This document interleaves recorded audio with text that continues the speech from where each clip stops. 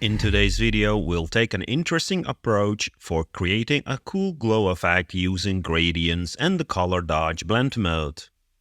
Make sure to watch until the end of the video where I'll share a tip to make this super easy. But before that, let's go through the basics to understand how the effect works. Before we do anything, let's make sure we are using the 16-bit RGB for the document color space. This will create less banding, resulting in a smoother glow. We're going to start by adding a fill layer or a rectangle to cover the canvas. This will be our actual background. I'm going to fill it with a linear gradient using two saturated colors with a very low luminance. Now that we have our background, let's create our glowing object. I'll use a circle. Make sure the circle has no outline, and for the fill we'll use a gradient. Let's change the gradient to radial and have the center set to white and the outside to black. Excellent. Check now what will happen when we change the blend mode to color dodge. Pretty cool. The pure white will stay white in the center, and as we go to black, it will slowly fade the saturation and the luminosity of the background color, creating this very natural glow effect. The coolest part about this technique is that it acts like a magnetic light. Let me show you what I mean. I'll make a duplicate of the circle and notice how it interacts with the other glow in a very bubbly and magnetic way. Really awesome. Let's get rid of the duplicate. Even though this is pretty cool, how can we make a glowing circle instead of a glowing point? I'll revert the blend mode back to normal so we can see what we're doing. We know that the white to black is a glow. So if we modify the gradient to start in black in the middle, then move to white and then move back to black, we should get a glowing circle. Let's try it out by using the color dodge blend mode. Cool. We can now modify the gradient to our liking depending on how much glow we want. Let me add a small circle to the composition, give it a default radial gradient from white to black, and set the blend mode to color dodge. When we move this next to the glowing circle, we get an additional glowing effect which looks pretty cool. Let's hide the circles and try the same effect on a square. We need to get a gradient from black to white on the edges. With the circles, this was easy as we were able to use a radial gradient.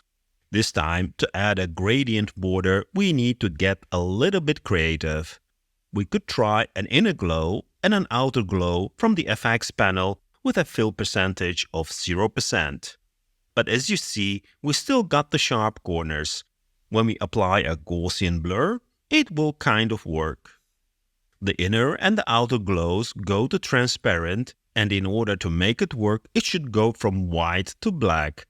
To fix that, I can add a fill layer below it, set the color to black, and group it. Now we can set the blend mode of the group to color dodge to get the glow effect.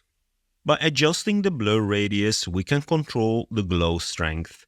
Optionally, we can add a levels adjustment and modify the glow to our liking. And here is another way of doing it. I'll remove the group and start with a new box, this time without the fill and just a white border. Once I have my desired border thickness, I can Command or Ctrl click on the box layer in the Layers panel. This will create a selection from the box. Let's make sure we have a selection tool enabled and press the Refine button. By adjusting the border width, feather and ramp, we can fine-tune how much glow we're going to have.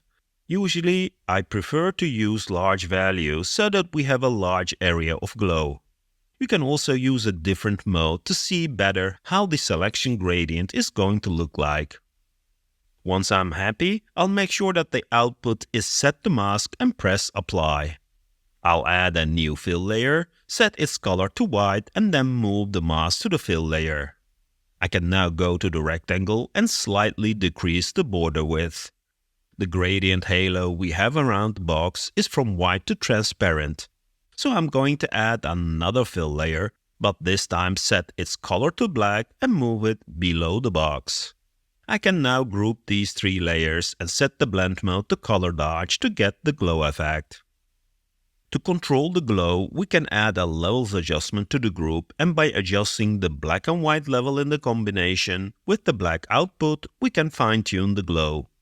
The levels adjustment will also modify the bottom black fill.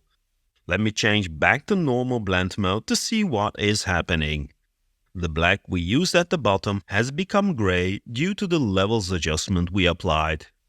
If you don't want that, you might think clipping it to the fill with the mask would work. But as you can see, it doesn't, and that is because of the mask. However, you can change the mode in the levels adjustment to alpha, and now we can control the mask strength, effectively modifying the gradient we see. This feels confusing, and here is another option to fix the levels adjustment. I'll add a fill layer below and set it to black. The group above I can set to hard light. When I now modify the levels adjustment, it will not affect the true blacks, except until you push the black level above 50%. I can now group these and apply in color dodge blend mode to get the glow effect. We can apply the same method for any object, for example text. Make sure your text has no fill and set the border width to a desired value. Command or Control click on the Layers panel to get a selection, refine the selection to get a nice gradient around the text, apply as mask, add a white fill layer and move the mask to it. Adjust the text border and add a black fill below the text. Finally, group all of them and apply the color dodge blend mode. Pretty cool, but also pretty time consuming. It's also destructive. I can't easily change the text. There must be a much easier way. What if we use a custom vector brush which already contains this gradient? The problem is that Affinity Photo cannot create vector brushes, and you need to use Designer for that.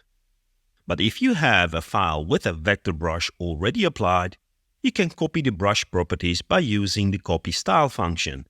Being a nice guy, I already created this file for you with the gradient brushes. Link will be in the description, and let me know in the comments if you want to see a follow-up video about vector brushes and how to create them. Let me select these boxes and copy them to my glow document and set the blend mode to color dodge. You can see immediately we get the glow effect in these boxes. Let's add a new text, select one of the boxes with the black and white gradient border and use copy. Now, when we select the text and use the paste style function, our text gets the same gradient border. The border is in this case too thick for our text, but we can decrease the border width. Awesome! The cool part is that you can still easily change the text. If you want a stronger glow, you can add a levels adjustment on top. Group the levels adjustment and the text. Now we can change the white level to increase the strength. If you want more glow, you can just duplicate the text and add a Gaussian blur adjustment. Pretty awesome. So to summarize, we can create an object with a gradient border from white to black and use the color dodge blend mode on a dark saturated background color to get the glow effect. I hope you liked this video and learned something new today. Thanks again for tuning in, and don't forget to hit the like and subscribe buttons. Until the next video.